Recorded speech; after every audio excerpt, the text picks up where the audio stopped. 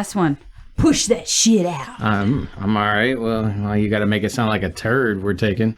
Or a dump. I guess you don't take a turd. Hustle and Flow. Push that shit out. I've never seen that movie. I'm going to make these suckers recognize I ain't playing. That's the sort of thing I was expecting from you, by the way, though. Not Eternal Sunshine of the Spotless Mind. Yeah. Expected like a Hustle and Flow. Nope. Ghost Ship Part 2. No.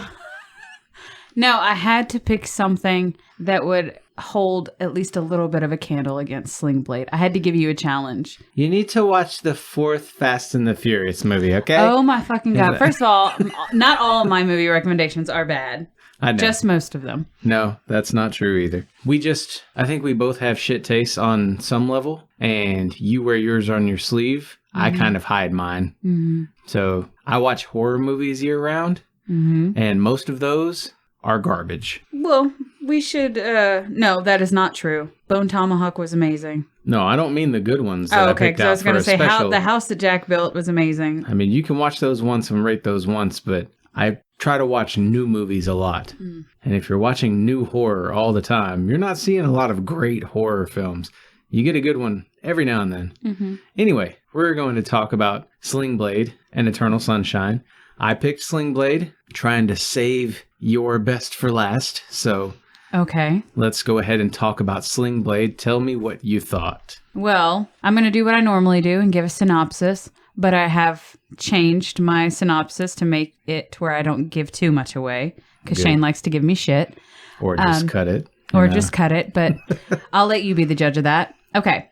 So Sling Blade came out in 1996. It tells the story of a mentally disabled Carl Childers, played by Billy Bob Thornton, with a dark past. But when released from a mental hospital, he soon befriends a young boy, Frank, played by Lucas Black, who has struggles of his own. Determined to protect his new friend by any means necessary, Carl must devise a way to save Frank the only way he knows how.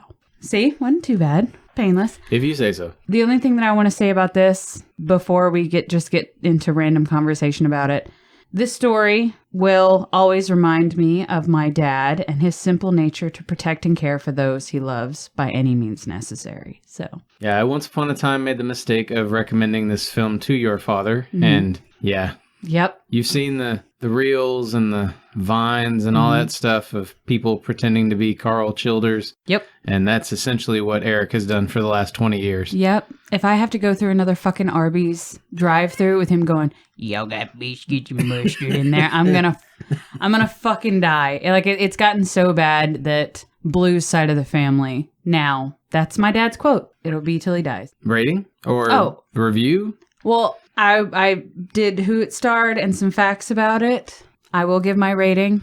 All right. How about this? How about I just go ahead and give my thing?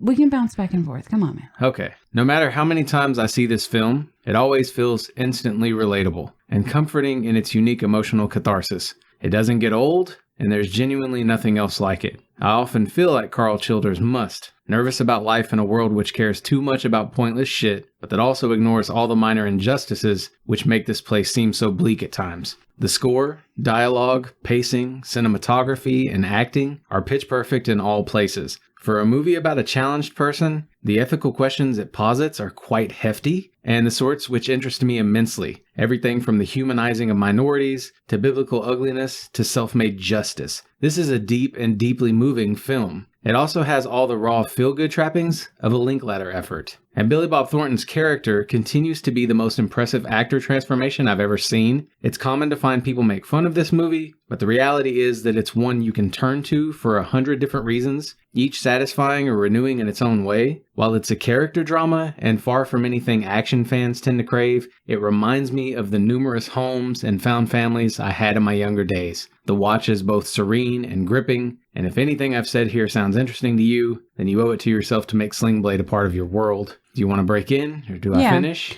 Not only does it star Billy Bob Thornton and Lucas Black, but it is a star-studded cast featuring John Ritter, Natalie Cannerday, Dwight Yoakam, which I believe that this was his first bout into acting.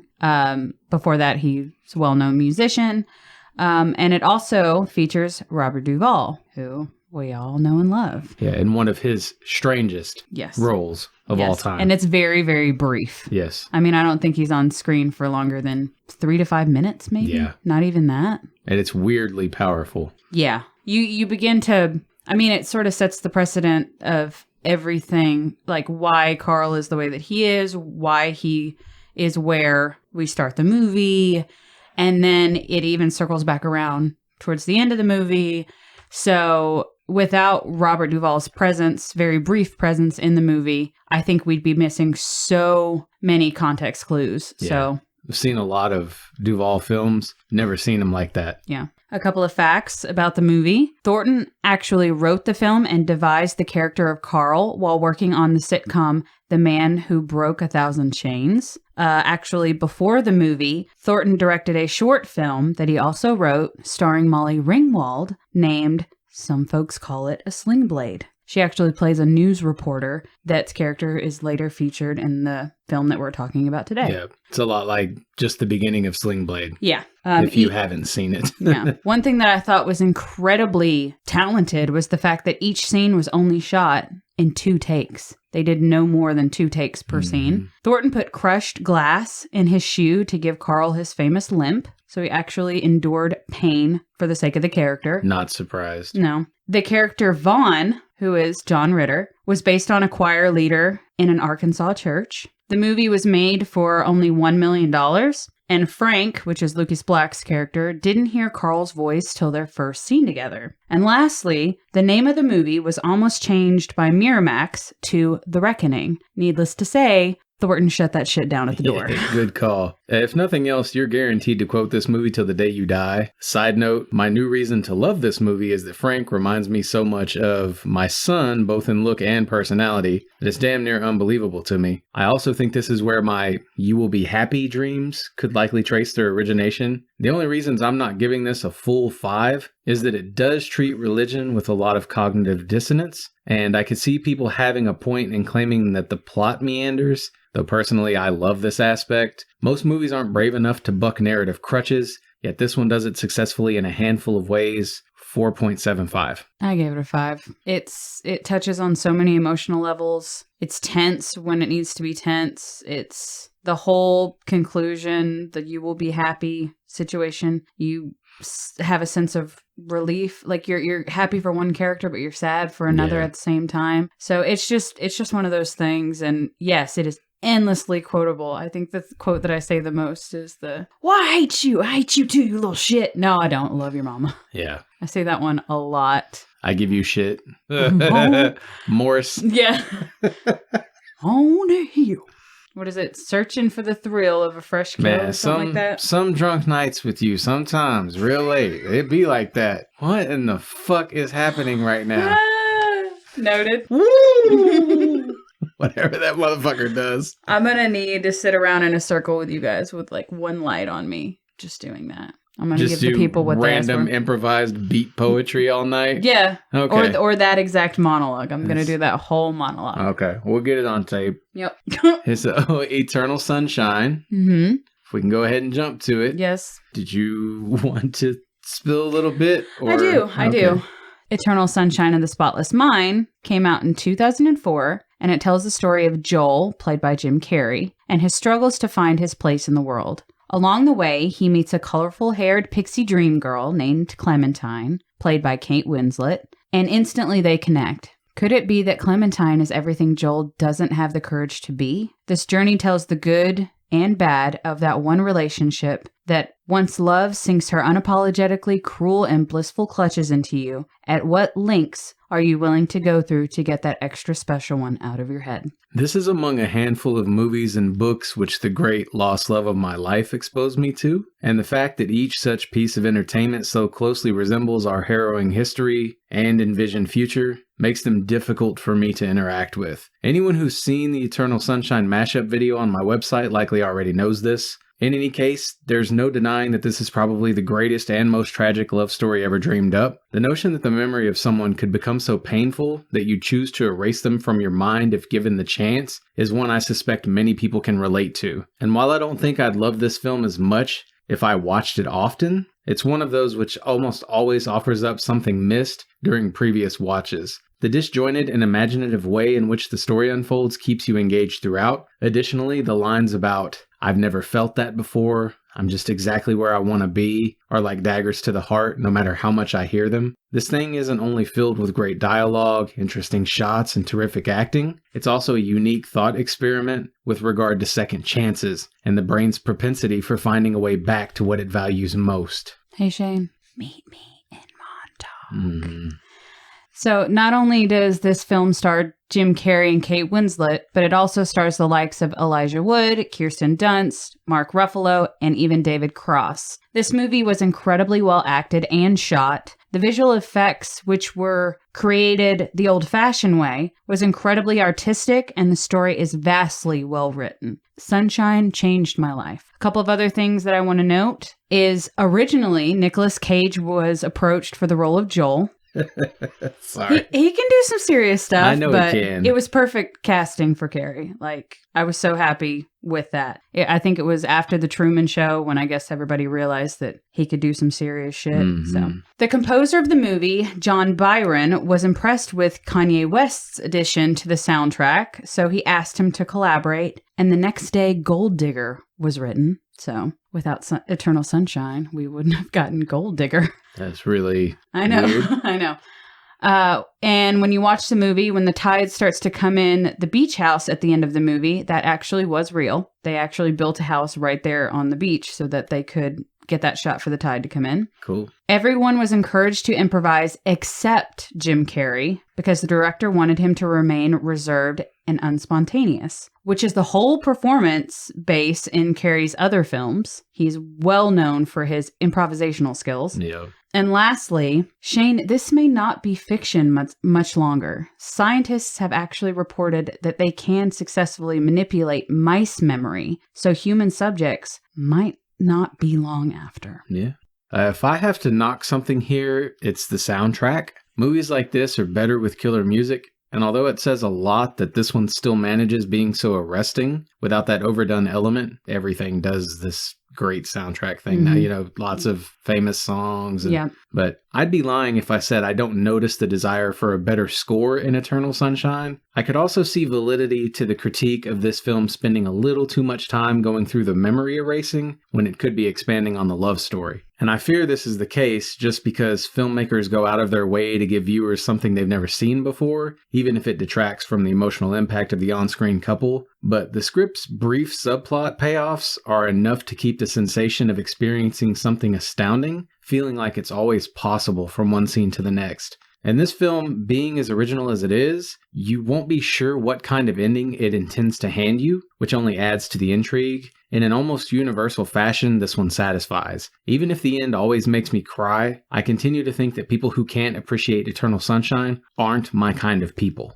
4.5. 5 stars from me. So, question becomes, do you differentiate these at all in terms of which you prefer? Yes, I will watch Eternal Sunshine more than I will watch Sling Blade because Sling Blade is a little bit more gut-wrenching just because it has that mental aspect of it. Like, he kind of has always had a bad life. Yeah. When he talks about his brother, when he talks about his mom and the guy in the neighborhood anyway. So, and I don't think I will be able to watch Sling Blade after I lose my dad. Okay. So makes sense to me. Because just hearing Carl talk will remind me so much of like my dad talking. And in a way, maybe I might watch it more just so that I can feel like I hear him more. Opposite, yeah. But there will be a period where I won't be able to watch it. So I will watch Eternal Sunshine more just because, I don't know, I feel like there's hope to both stories, but the way one ends and the way the other ends, you have two characters that are in Eternal Sunshine that are essentially going to try again in a way, even if it is possibly doomed to not work out successfully. But Carl, not to spoil anything, it doesn't end well for Carl. In his head, it kind of does because at least he makes peace with the outcome. Yeah. But you still feel bad for Carl. You still wish that Frank and Carl could remain in each other's lives, but sadly, it doesn't work out that way. Mm-hmm. But anyway, so Eternal Sunshine. That was the long answer to say that.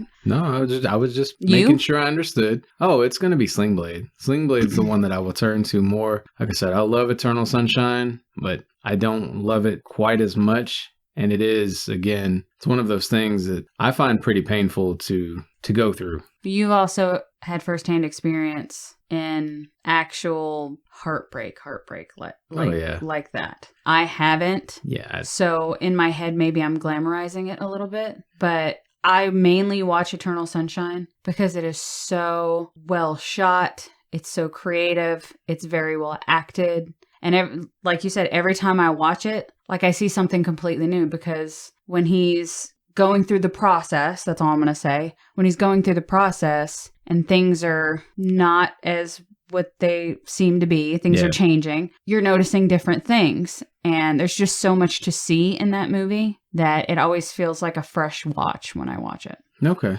Well, I'm not going to argue with any of that. What's interesting to me about the heartbreak aspect that you brought up, like there's losing your first love. There's people dying, like I've been through those things. I've been through the multi-year relationship that ends. I've done like all that crazy stuff, or not crazy.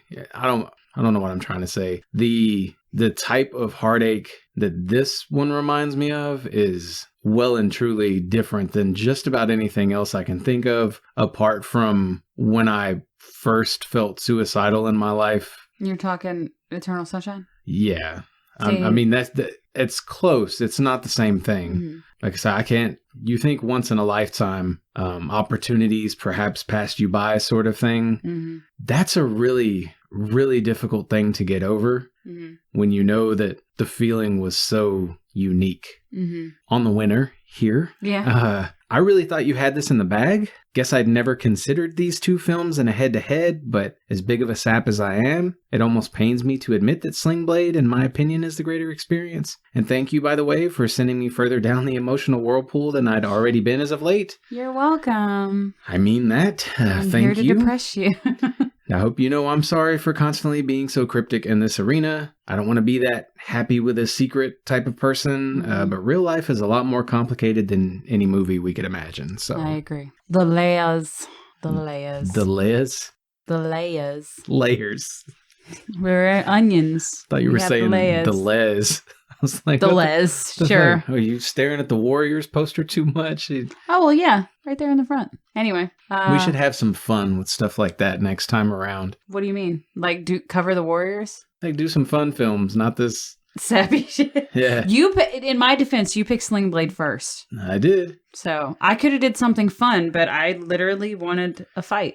Here's the thing. I don't think of Sling Blade as sad. Oh, I think of Eternal Sunshine as sad. Sling Blade has sad parts, but sacrifices for love and the forward thinking and just the fact that he goes where he goes, but has this other life experience now and is almost certainly, visited by Frank and the mom and anybody, I'm sure. Yeah. I'm going to leave it alone. Leave it alone. But I don't know. I guess I don't think about the future of Eternal Sunshine as much because it's a world where you can still just fucking erase people. You know what I mean? But even like with the clerk and the doctor, like that's a whole other story within itself. Yeah, the subplot was of heartbreak and how she finally.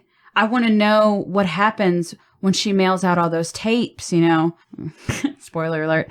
But like. Those are all other subplots that you wonder what happens with all those people. Yeah. And they literally could just keep going on and on with different stories of sort of the same plot, but you're figuring out why and what happened. Why did they feel the need to erase certain people? You know, I'm just saying it's never ending. Whereas with like Carl and Frank, where Carl ends up. Frank and his mom and Vaughn may visit him, but he's going to remain where he is forever. Yeah. That's the end of his story. Yeah. So to me, Sling Blade is more heartbreaking, and that's why I can't watch it over and over again. Like there's so much more room to wonder with Eternal Sunshine. I feel you. So anyway. Maybe that's what would drive me nuts. I feel like the known factor, this is where I am. It gives you peace. Yeah, a little bit. Yep. I really don't know. But it was interesting to watch both of those films and then have to write out some sort of review. Because, goddamn, it's a lot of words. Yep. I agree. Anyway, that's all we've got. We'll be back in 2 weeks for the finale, right? Yep. Yeah. Sure will. With some stuff like AFI and Our Lady Peace. And Lords of Acid. Yes. Yeah. Yes. You're looking forward to it. It's going to be a rockin' finale, guys. You know what's cool, though, about the Lords of Acid debut that we'll be covering, the Lust album, is it was right about the time. It's in the same vein as like Mortal Kombat, which I don't know if you know, the main theme for Mortal Kombat by the Immortals is Praga Khan's lead songwriter for Lords of Acid. So you're going to notice some serious overlap. Well, didn't they have a song on the soundtrack? Lords of Acid? Yeah. Yeah.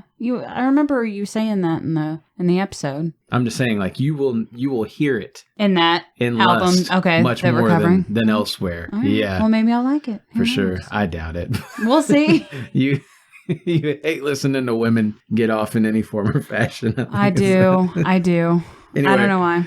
We're ahead of ourselves. Stay tuned. We do still have plenty of other things coming. We're going to talk some more Billboard hits. My season's coming up. Yes. We also have an end of season special episode. I'm not going to spoil yet. And then we have an extra bonus from our musical guest this season. Anyway, I'm rambling. You're just kind of looking at me like, hey, your daughter's in the other room screaming. We got to go.